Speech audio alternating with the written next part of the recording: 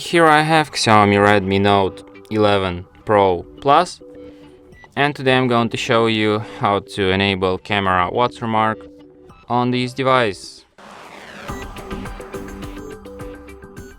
So firstly you have to open camera, tap here, go to its settings, and then go to the watermark. So you can enable timestamp on photos and also device watermark.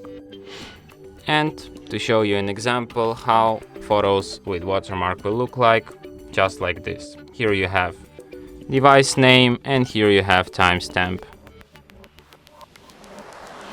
And that's it.